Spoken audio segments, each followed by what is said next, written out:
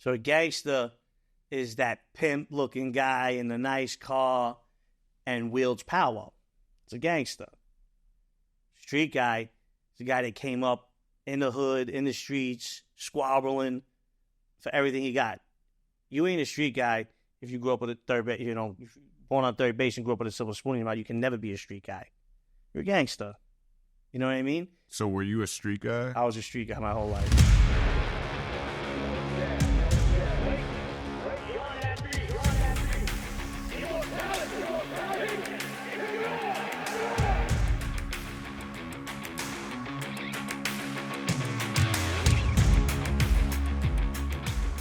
What up, guys? This is part 2 with Anthony, Hootie, Russo. Stay tuned because we've got part 3 with Anthony coming up, as well as other mob friends. If you do us a favor and please subscribe to our channel, it helps us out greatly. We rely on you, the people, to make our dream of a successful podcast come true. So please subscribe, please share. Ross, take it away. Yeah, I just want to say one thing. If you please can subscribe and like, because it just took us 7 takes to do this, because Matt doesn't know how to talk today.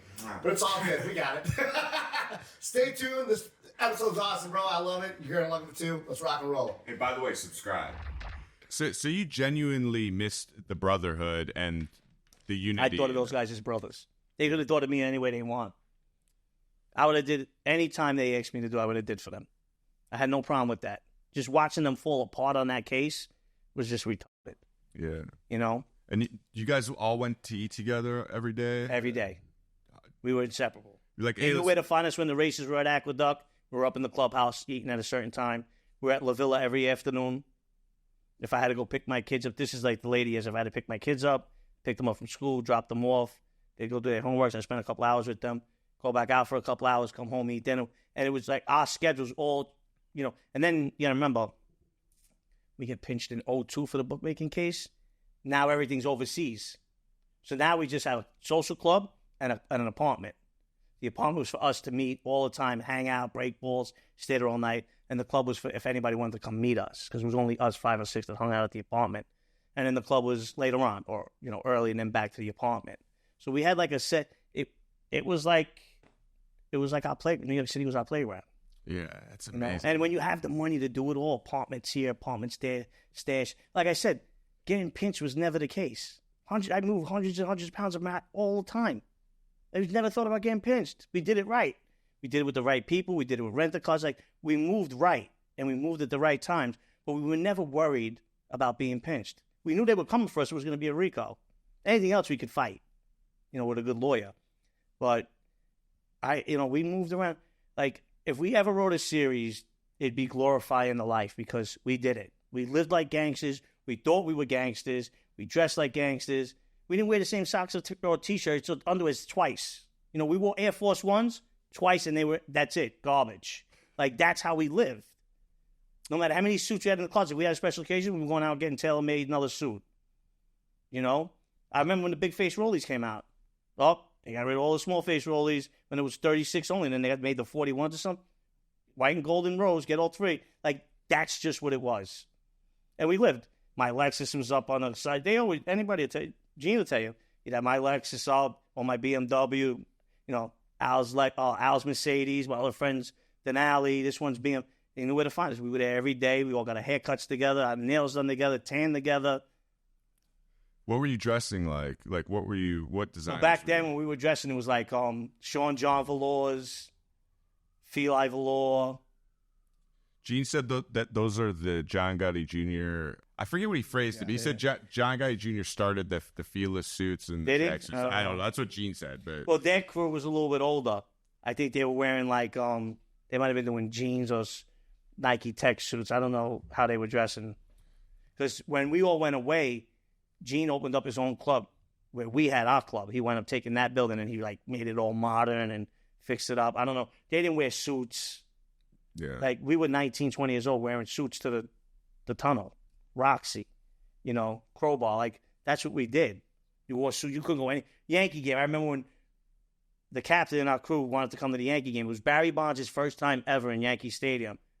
We were all in suits, sitting behind the dugout.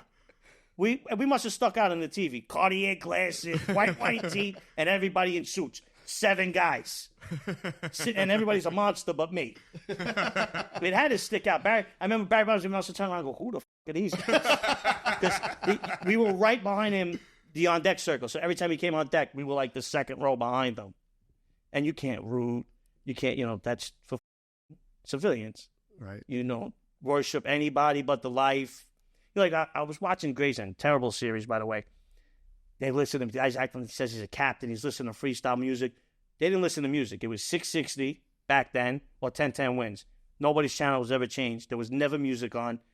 And you ever came in reciting a movie or talking about a movie?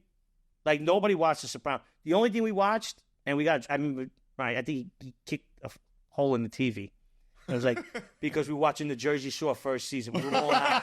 And we were like, yo, look at these assholes. And we were getting a kick out of it, But nobody watched The Sopranos. I remember when Gotti came out. Pete was around. And they sent word to, it was on, HBO. They were like, nobody watch it. Cancel HBO. They talk about it now that it's such a great movie. The Gotti film. They word went out, nobody to watch that movie. Cancel HBO if they want to make movies like that. Like, you couldn't come around doing... I see these guys, they listen to music. They guys blowing Sylvester Stallone on the TV show. Like, can we do me Sly? You'd get left somewhere. You ever acted like that in front of a wise guy. I remember we were in court, and it was the guy from The Sopranos. He took over Ralphie's crew. I only watched it once, that show. I'm not a big Sopranos fan. And good-looking something his name was.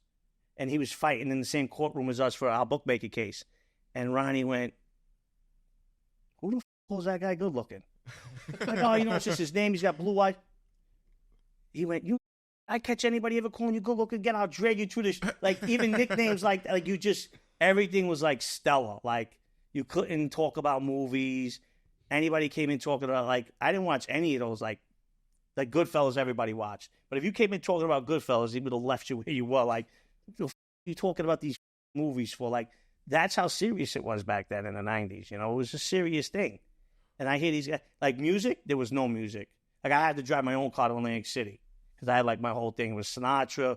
It was freestyle music and then it was, when I get over to Verrazano, it was Wu-Tang and Mobb Deep and Nas. And then right when I get into the casino, you got to play Sinatra, and you couldn't play Sinatra because Gotti sent the message when Sinatra stood him up. He was going to stick the 2 bottles of Cristal up him and Fat Jilly. You ever hear that story? No, please. So John and Joe Watts were at a casino or a hotel where Sinatra was performing.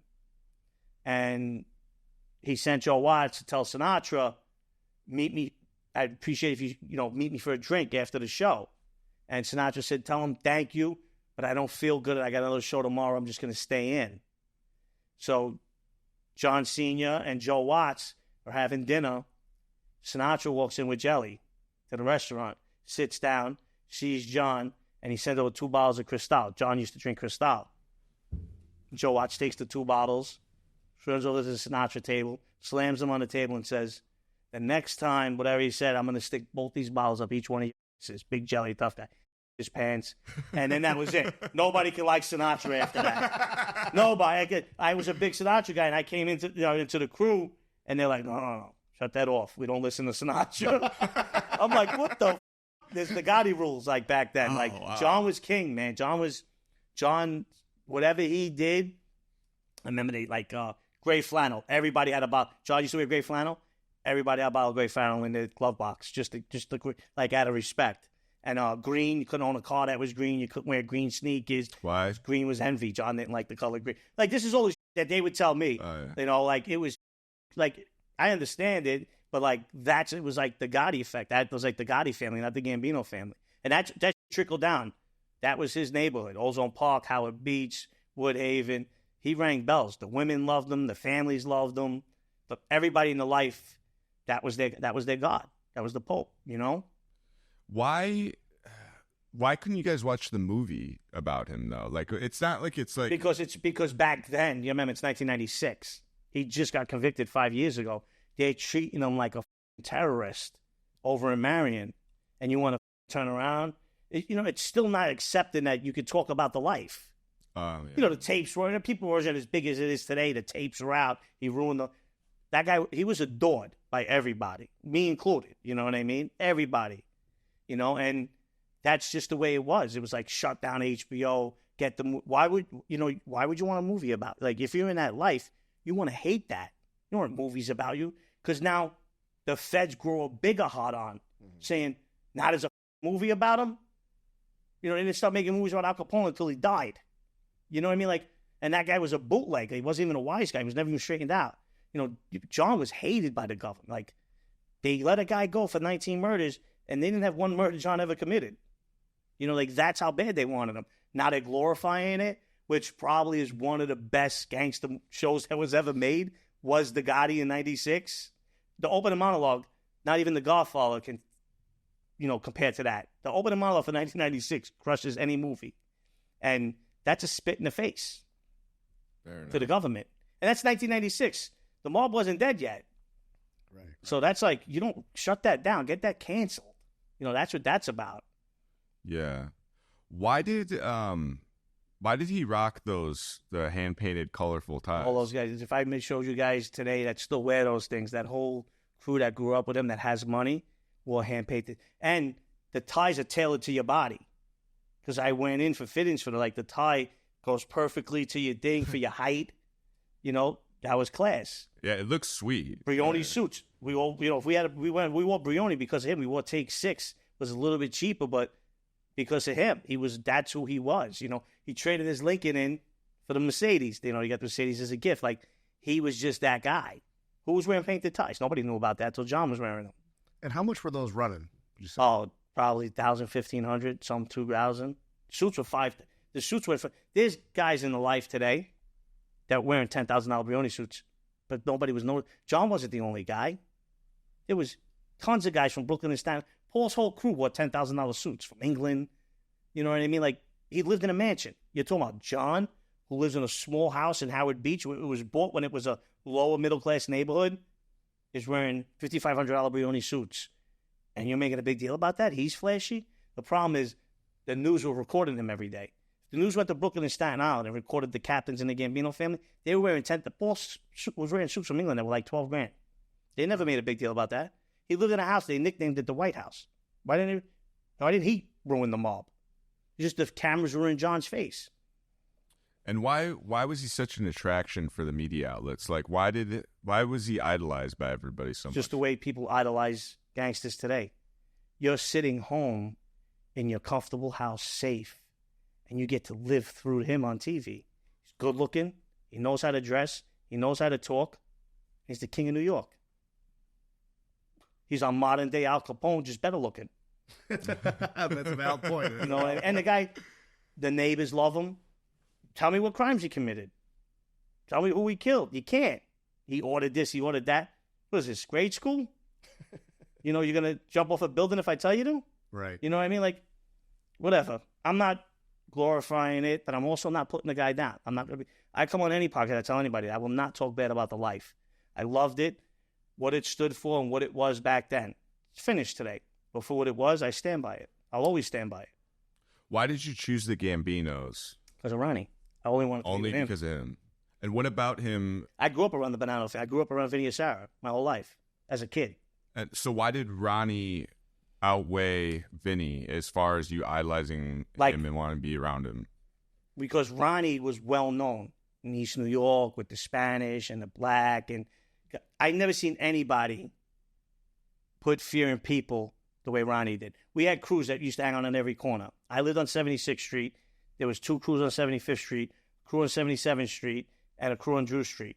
Ronnie would drive at certain, like, couple times a day to Drew Street. That's where, you know, Drew Street is the borderline of Brooklyn and Queens, East New York and Ozone Park.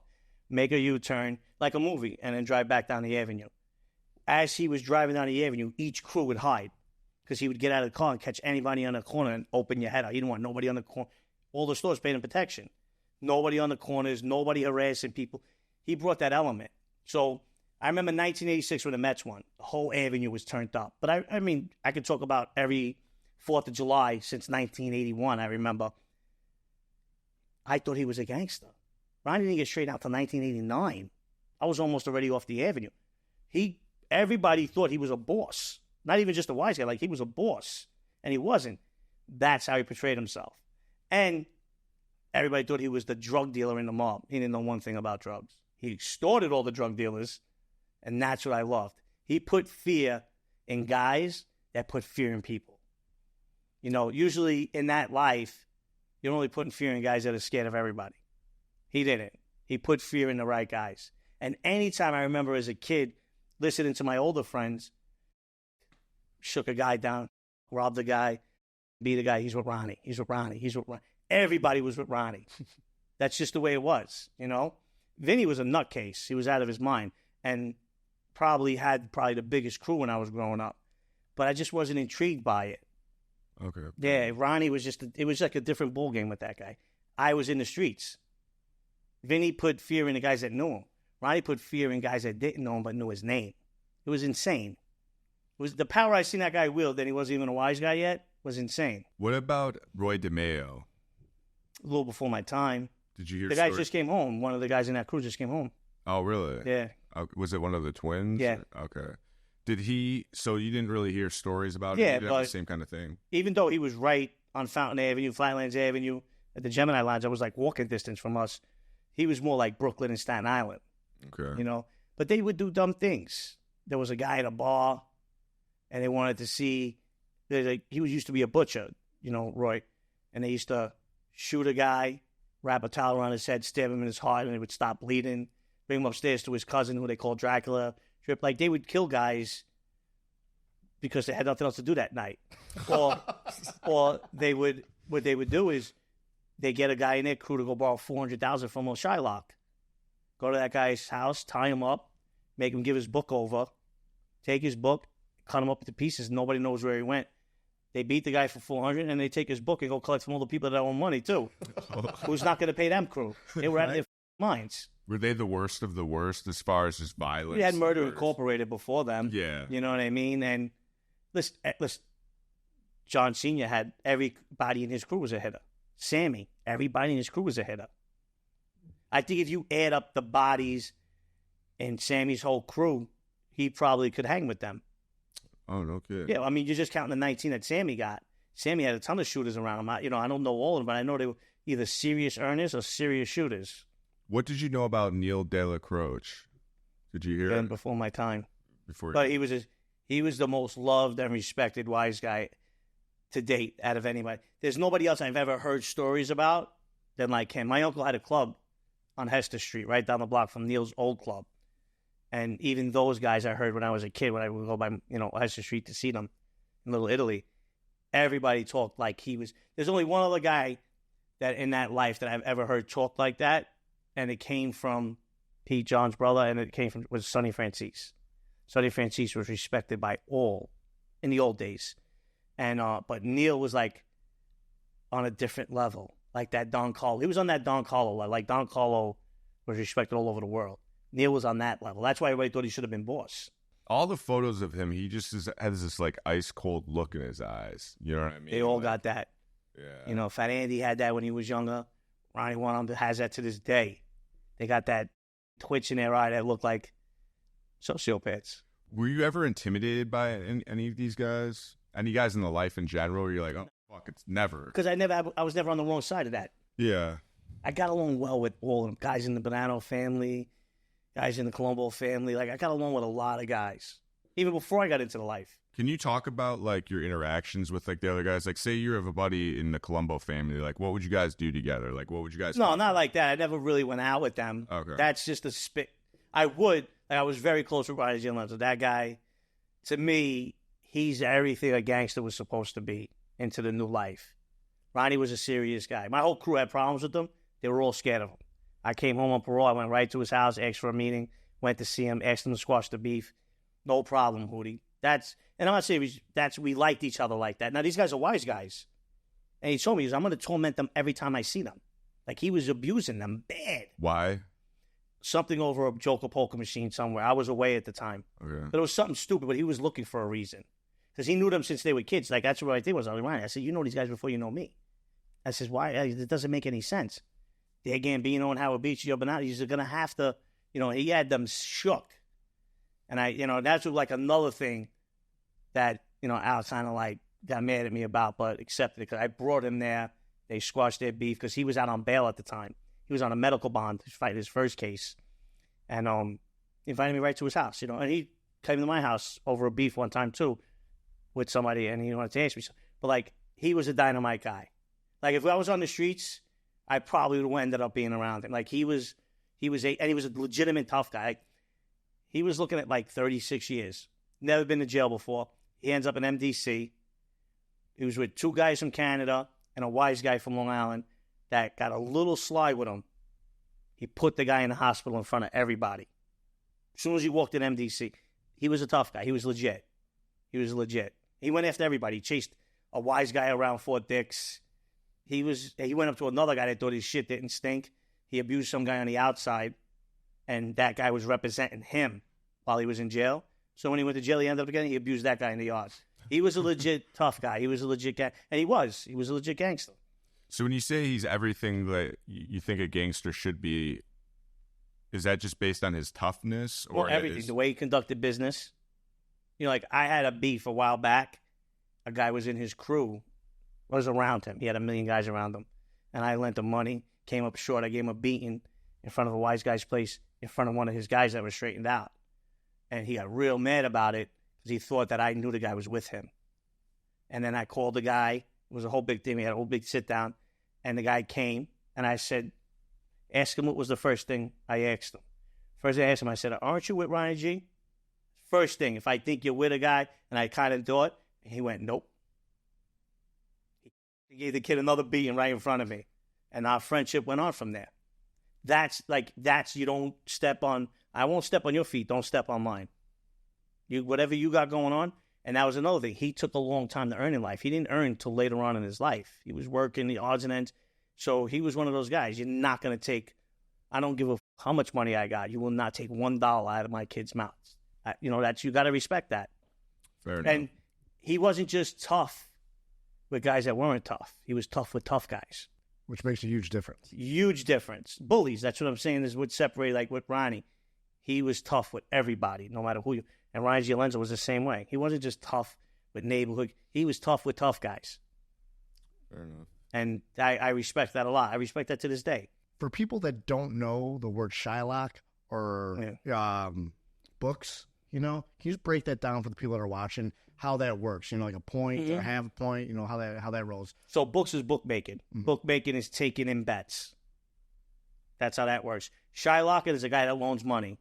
Years ago, it was old Jewish guys used to lend. That's how I learned it, from an old Jewish guy, Abe, that I was around. My first loan, I think I was 16 years old. He gave me $3,000 at 3 points. So 3 points, which you can understand better from 10 grand, is $300 a week.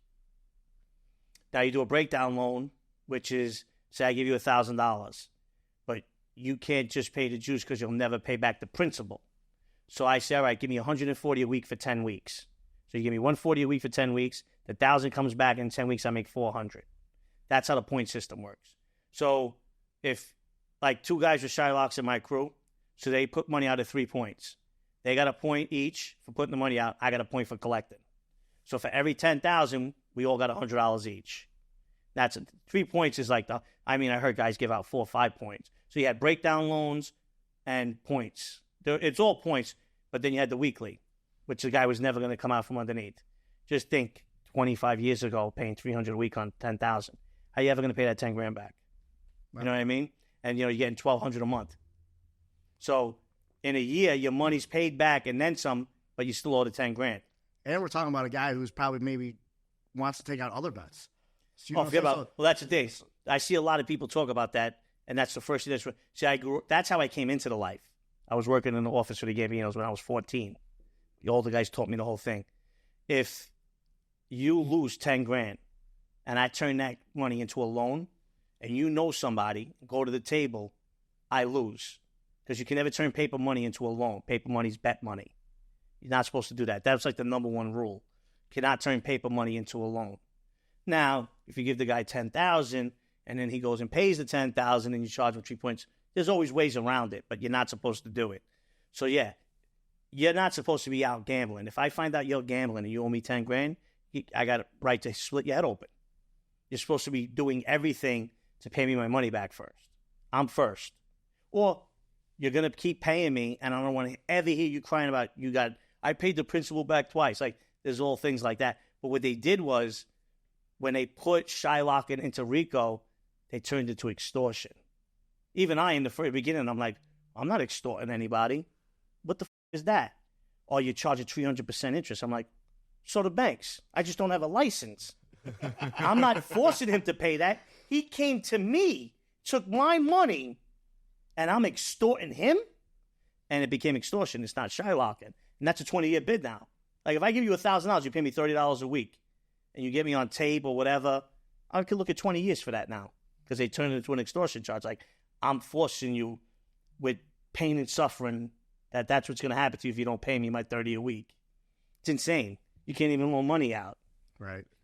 Would you classify yourself as a violent guy in the life and an earner, or what would you categorize yourself as? I didn't violent when I had to be. I never, if I didn't have to be, I never put myself in a position to have to be a violent guy. I never wanted to be.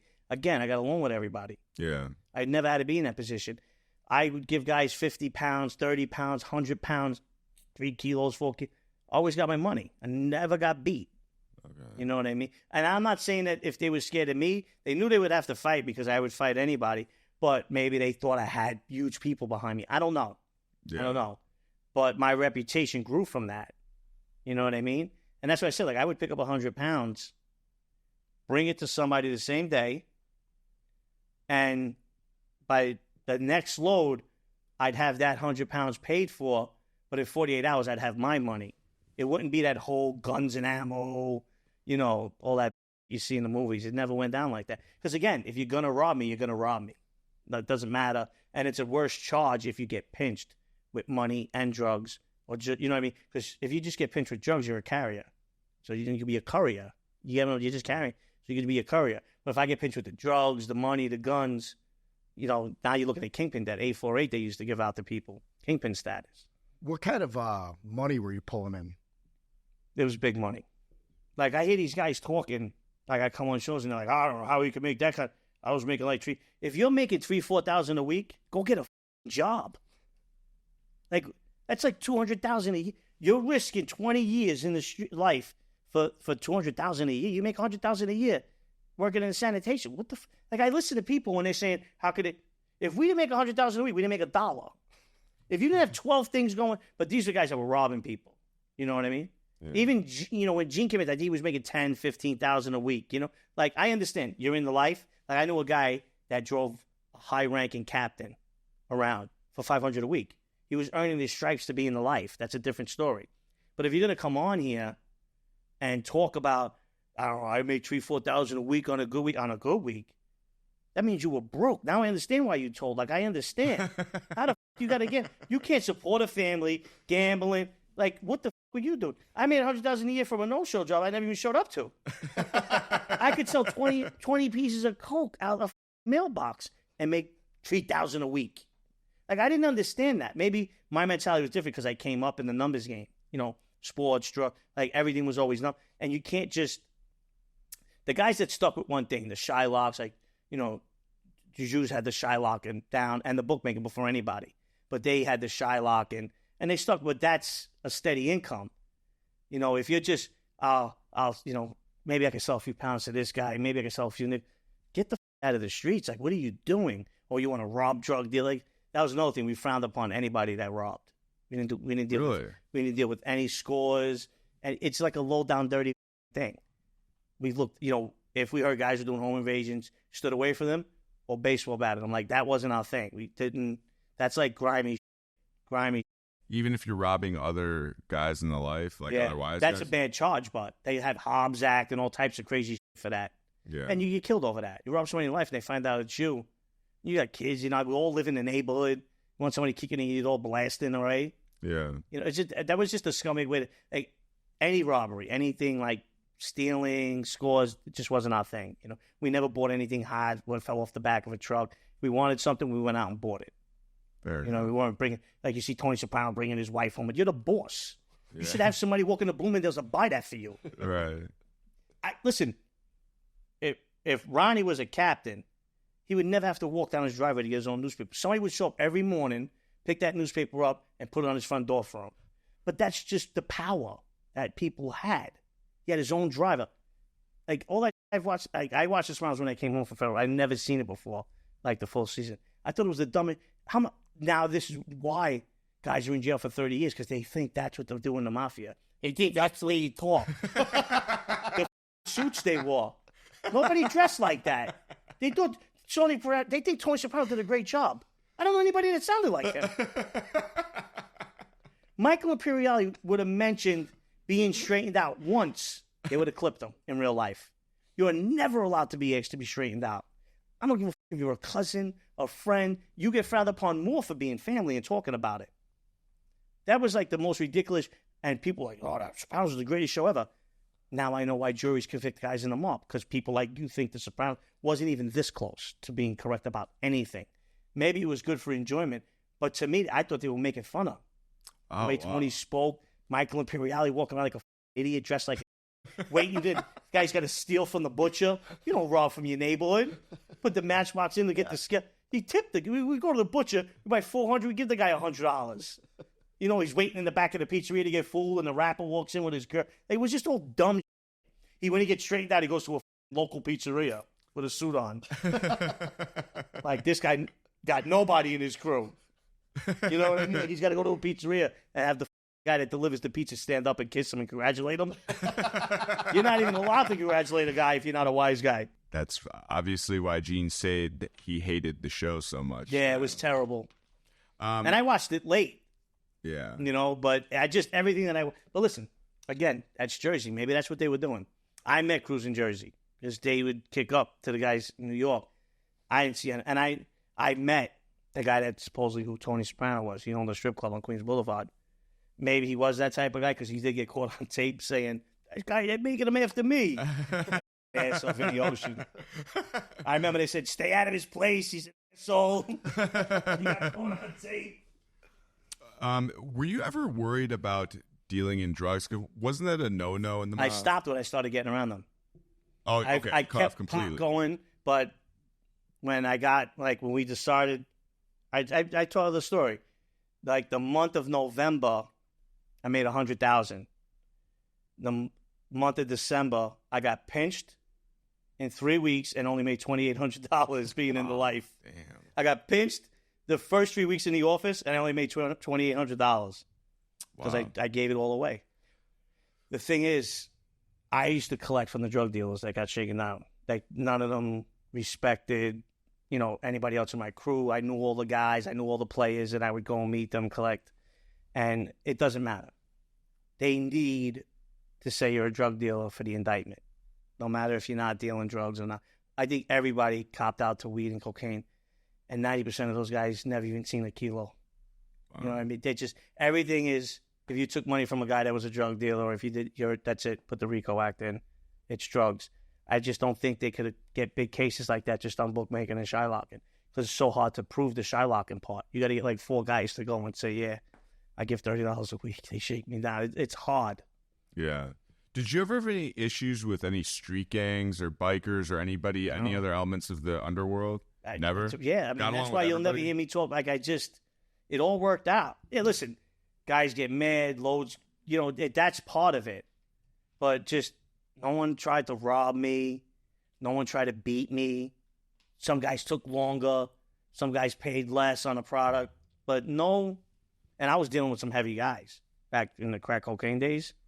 Half of keys, 2 keys, 3 keys, cooked keys. Yeah. And now you coming up with that at such a young age, it was kind of something that you just accustomed to at a certain point. Was there ever a point like you saw like a couple kilos or whenever, I don't know, the biggest load you ever seen, you're like, okay, this is getting serious? No, because I knew the pinch was the same. Same thing? That's what people don't understand. If you're going to do it, go all out. Because 2,000 grams or more, you're getting a 10-year mandatory minimum. I was with guys. One kid, I felt so bad for this young black kid. When they started putting the RICO charge on the gangs, like the Bloods and everything, we were in federal prison for that. They would indict blocks.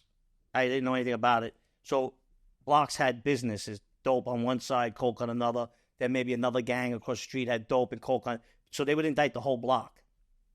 So it was a black kid that was working for the Puerto Ricans.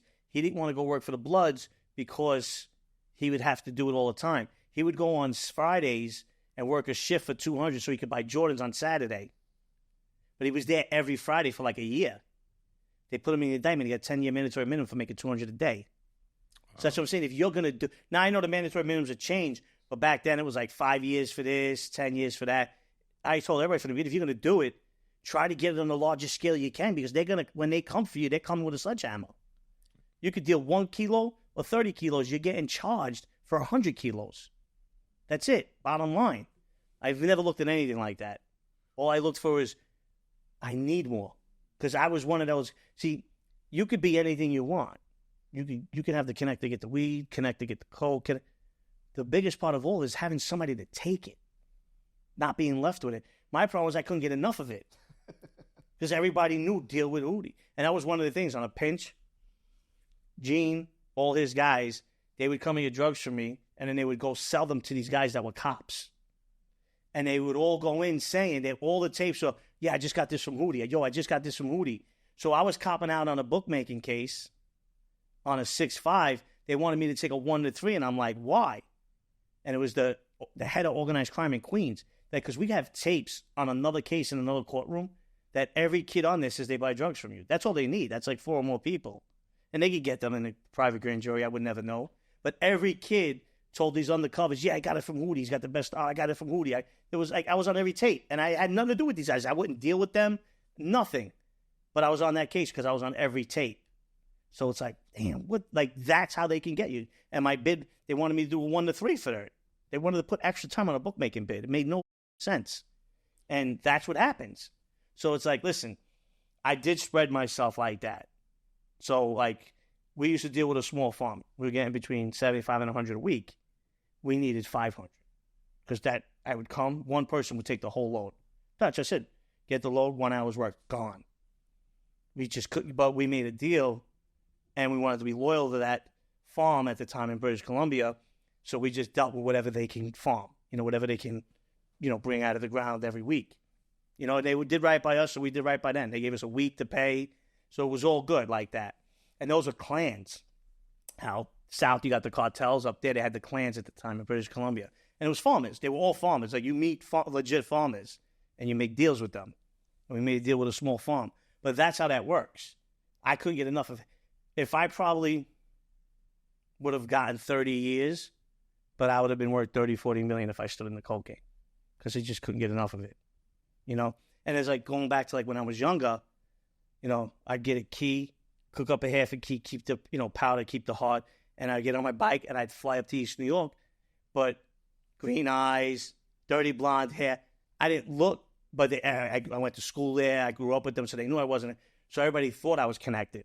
Like, this guy's in the Mafia, like his uncle must be John Gotti. That's just the way they think, drug dealers, and kings and blood, that's how they think. So that probably helped me. And I never portrayed being in the Mafia at all. I'd tell everybody I was a street guy. I wasn't in the Mafia.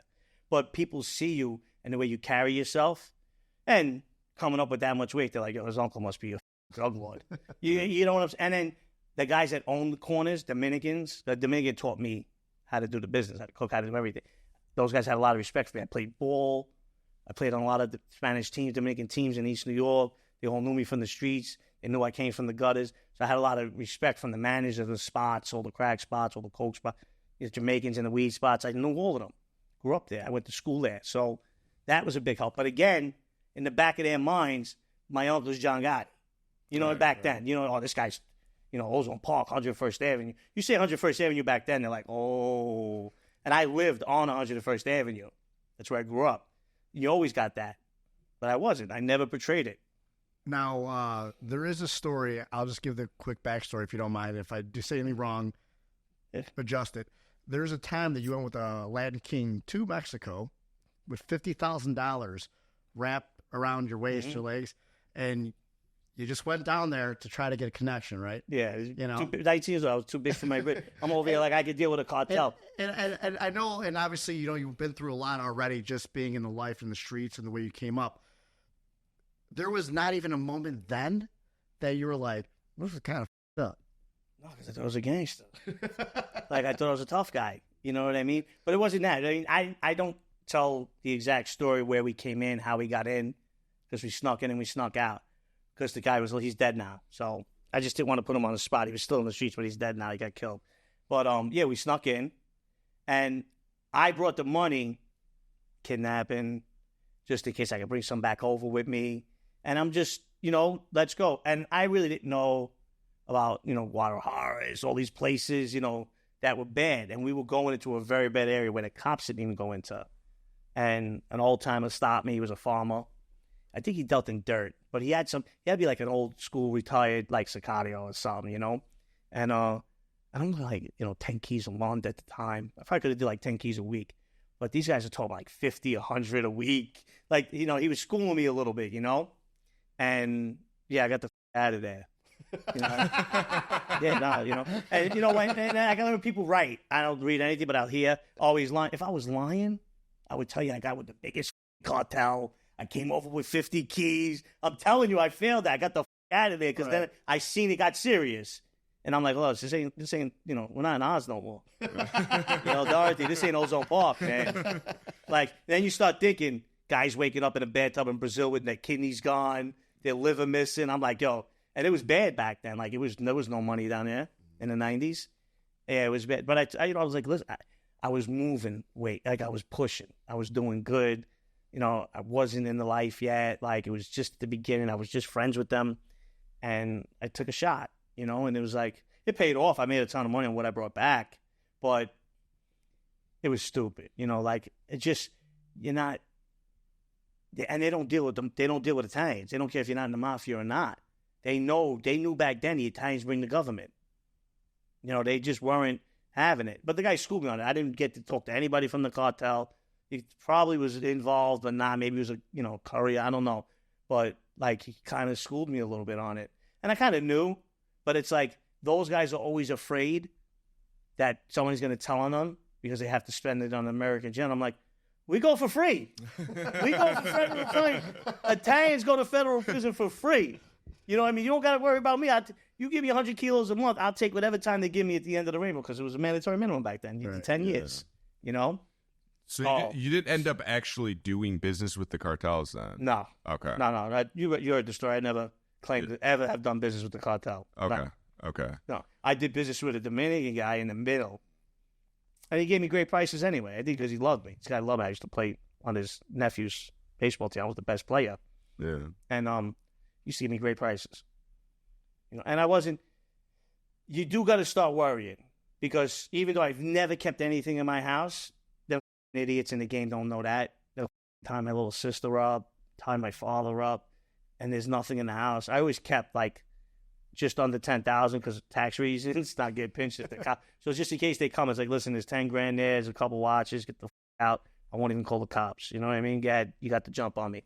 But like, you got to start getting afraid of that. Because they might not know. Like, I've done it. I've looked at people and going, hey, he's moving.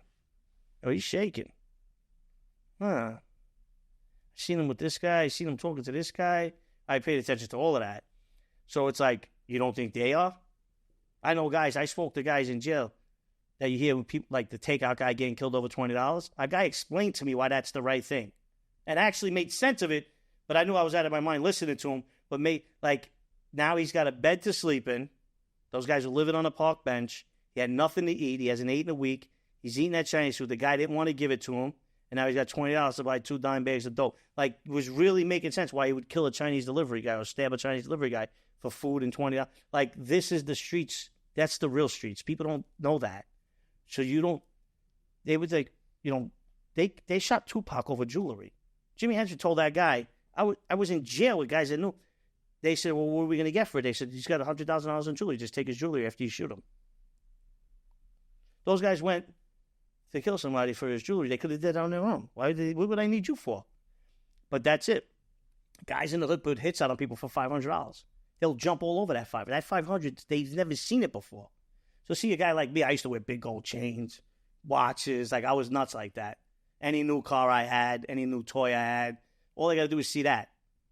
They would have killed me over $1,000. And you were never worried? Any worried? type of money? No, but that's when you start worrying. Oh, yeah. You're saying, I got to back off that white stuff right now because it gets too crazy.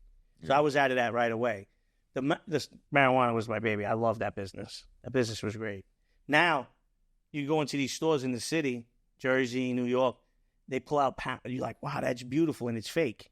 Like, I can't even tell the difference anymore. I used to tell you if it was Bud, BC, red, purple, chocolate. I could tell you what anything was. Now, I wouldn't even know what weed looks like today. I wouldn't even know what real weed is. Okay. Yeah, I mean, I've been out of the game too long. Did you ever smoke? No. Why was it that Both you my liked parents that died business? from emphysema, Okay. so I never would puff on anything. What was it that the weed business that you liked? What was that the draw to? I don't know. It just there was like you listen. You know when you look at the cocaine if it's going to be good or bad. You know what it's going to do, but like your grandmother smokes weed. Like the old timers, there's old timers that had their little joints and like so, and it was that, and it was like quality. You know, like you didn't go to a guy because his crack was better than the other guy's crack, but the weed guy, he's got the good BC buds, or he's got that purple, he got that chocolate. Like, so it was like that whole, it was like a business. More, cocaine was just like a flip, you know what I mean? And you weren't hurting nobody. Well, you think you're not hurting anybody until the federal government. If you get pinched in the state, it's really not a bad charge. It's the government that hits you in the head. What's the difference between a street guy and a gangster, and what would you consider yourself? Like Jimmy Burke was a street guy. You watch Goodfellas? Mm-hmm. He was a street guy. Me, a real street guy, gangsters are afraid of. So a gangster is that pimp-looking guy in the nice car and wields power. It's a gangster. Street guy is a guy that came up in the hood, in the streets, squabbling for everything he got. You ain't a street guy if you grew up with a third base, if you're born on third base and grew up with a silver spoon in your mouth. You can never be a street guy. You're a gangster. You know what I mean? That's the way I put it. I mean, if there's another better definition for it. But now, like even towards the end of the life, if you were a stellar football player, you're a gangster. Like that was if you were a DJ that everybody, he's this gangster. Like that's how we would do it, using the the A at the end instead of the ER, or like women who were like the real deal, like Gina Carano, they used to be in the UFC, whatever, the MMA. She was a gangster fight, like she was gangster. So we used it kind of like that, you know what I mean? Street guys, he came up with nothing. Like I mean, people could say Jimmy Burke was a gangster, whatever. He was a street guy. Gangsters were afraid of him. You know what I mean? So that's how I always looked at it. So were you a street guy? I was a street guy my whole life. Okay. I was never on record, so I never was in that life. I was in it, but I wasn't in it. I was always on the outside looking in. So being an associate and hanging out with them all the time, you still never looked at yourself as a gangster? No, we were different. We were even an associate because I wasn't on record. I was part of a crew. Yeah, okay. All right. I was a crew member. We were a crew. Okay. And one guy had it, we all had it. If one guy was straightened out, we all had it. We were going to lose at the table with our best friends straightened out. My neighbors were straightened out. Guys I used to help in the sandbox were straightened out, by the finger, their family, you know what I mean? So, and I never needed it. I would have loved it. Don't let anybody tell you any different. That's why I was in it. But, I knew I didn't need it when I got into it. I had tough guys around. I had people sticking up for me. But I didn't need it. I got along with everybody. I did good business. So, I don't know. But I never considered myself a gangster or an associate. I was part of a crew that came up in the streets.